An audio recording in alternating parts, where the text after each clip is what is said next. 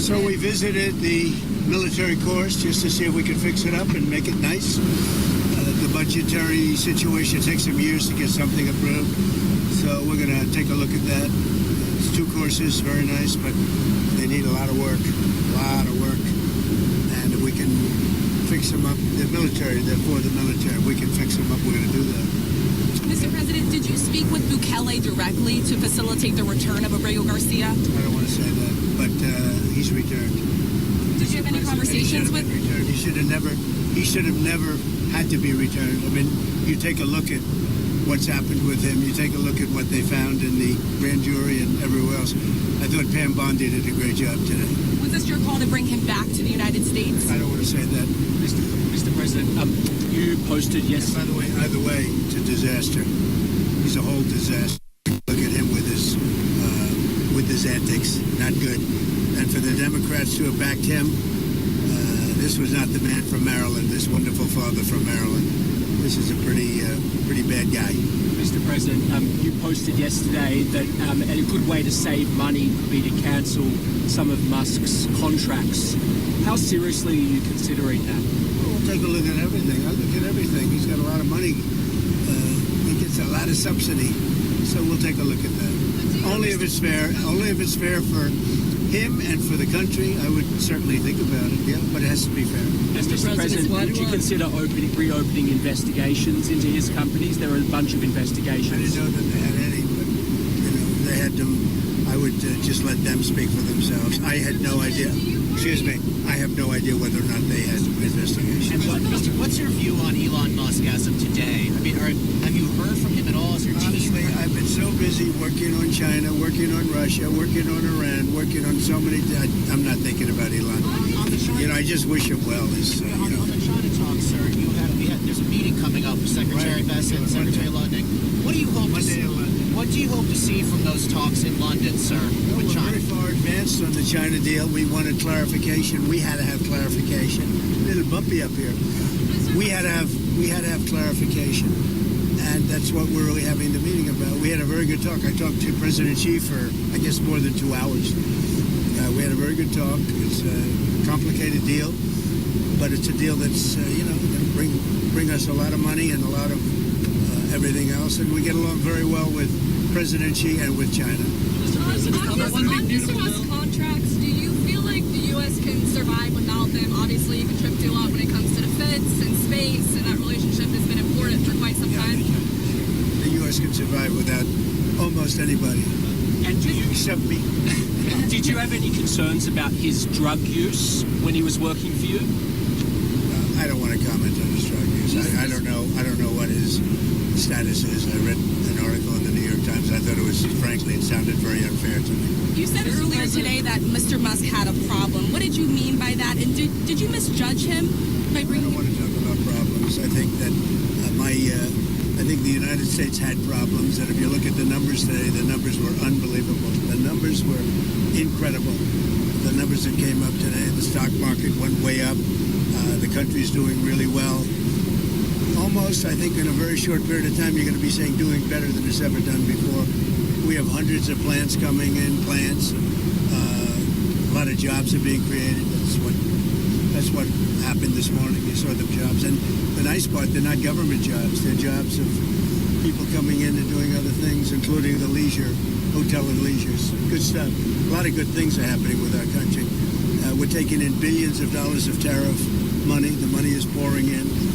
And it hasn't even started yet, really, relatively.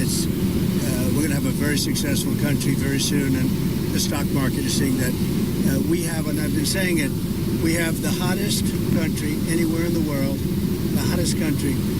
And if you think about it, 6 months ago, we had the coldest country. We had a country that was a disaster. And we've done it very quickly. Okay, go ahead.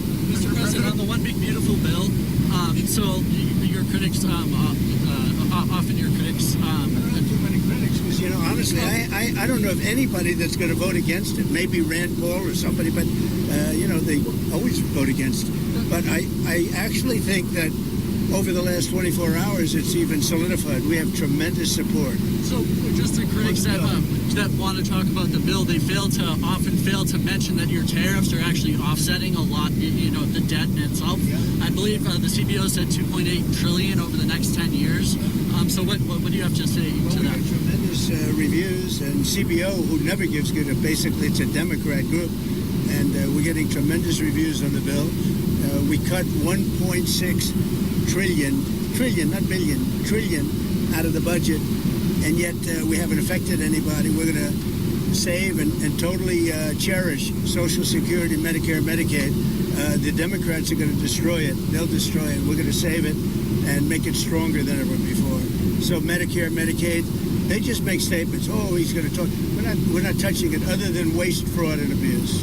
That was my Mr. next President, question. on Russia-Ukraine, did the Ukraine drone strikes against the bombers inside Russia, the airfields, did that change your view at all of what Zelensky, the cards he has? Well, they gave Putin a reason to go in and bomb the hell out of him last night. That's the thing I didn't like about it. When I saw it, I said, here we go. Now it's going to be a strike. I did something that people don't talk about, and I don't talk about very much, but we solved a big problem, a nuclear problem, potentially, with India and with Pakistan. And I spoke to Pakistan, I spoke to India. They have really great leaders. But they were going at it, and they could have gone at it nuclear, both nuclear countries, strong nuclear countries. And I talked about trade, and they said, we're not doing trade if you guys are going to be throwing bombs at each other, and they both stopped. And I stopped that war immediately. That was going, as you know, that was going much further, and hopefully not to nuclear, but it might have gone to nuclear. In fact, it might have gone to nuclear in the next round, but we stopped it. And I'd like to comment the leaders of both countries, Pakistan and India. Are you worried that there might be a nuclear breakout with Russia-Ukraine? Are you worried that could... I hope not. I think it's a war that would have never happened. If I were president, that wouldn't have happened. I certainly hope not. Mr. President, Senator Hawley said he had spoken with you about potentially removing cuts that were in the House passed bill to Medicaid that would hurt Trump voters in rural areas. What are your thoughts about Well, that? we did speak about that. We're really talking about waste, fraud, and abuse. And Senator Hawley's a great senator. He's a good guy.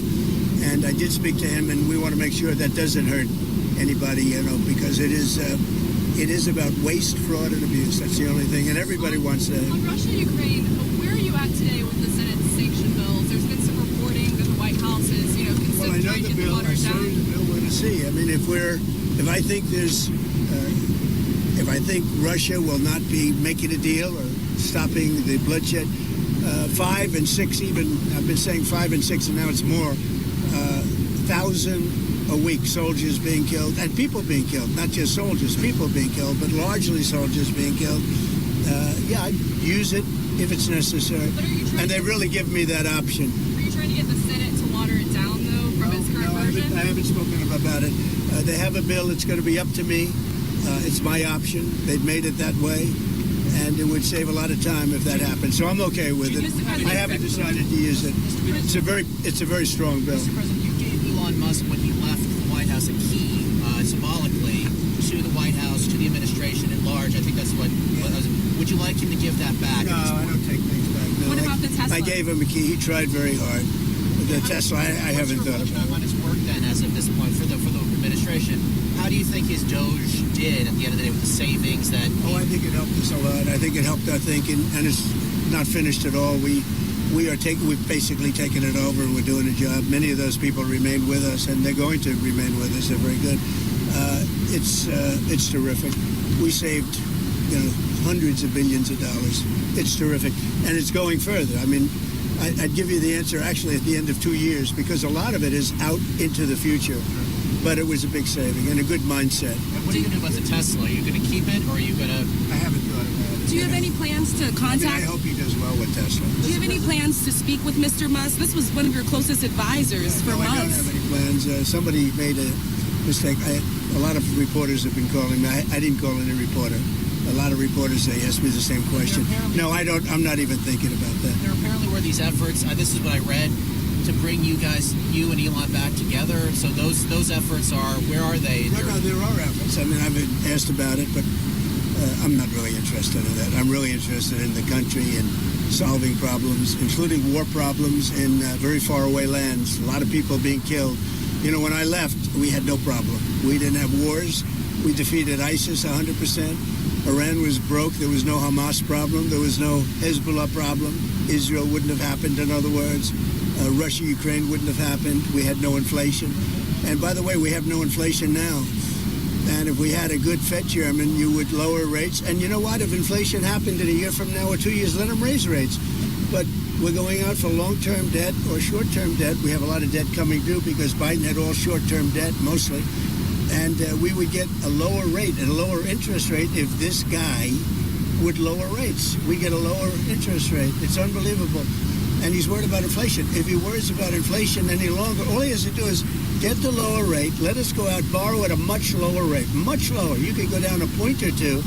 We'll go out, borrow them, and if in 2 years inflation comes back, he raises rates. But he keeps them the same. It's insane. Are you already thinking about your next Fed chair? Are you already thinking about who your next Fed chair would be? I know it's 2026 when his term expires, so you're already thinking about it. It's coming out very soon. Who are you thinking about for that? I could tell you, but I don't think I'll. What do you make? I have a pretty good idea. Kevin, What do you- Kevin Warsh, one of He's those very highly thought. What do you make of the Ayatollah saying that they have to enrich? They have to be able to No, enrich. they won't be enriching. If they enrich, then we're going to have to do it the other way. And I don't really want to do it the other way, but we're going to have no choice. What's your latest? There's not going to be enrichment. Just one more on Abrego Garcia, sir, because this is a big news for today. Just months ago, it seemed like from El Salvador to even your administration that there was no chances that he would be returned. So can you just explain to the American people what sort of happened to facilitate his return in the last few DOJ weeks? made a decision. I think their decisions have been very, very good.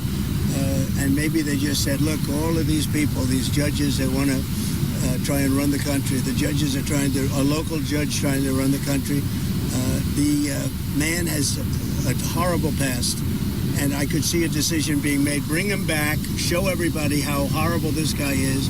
And frankly, we have to do something because the judges are trying to take the place of a president that won in a landslide. And that's not supposed to be the way it is. And so I could see bringing him back. I could see it either way, bringing him back or not bringing him back. But by bringing him back, you show how bad he is. He's a bad guy. On China, sir, did President Xi agree to We're restart landing right the now. flow I'm sorry. of We're rare landing right now. minerals and magnets? Say it what? Did President Xi agree to restart the flow of rare earth minerals and magnets? Yes, he did. Thank you very much, Thank you, everybody. Mr. President. Thank you for coming back.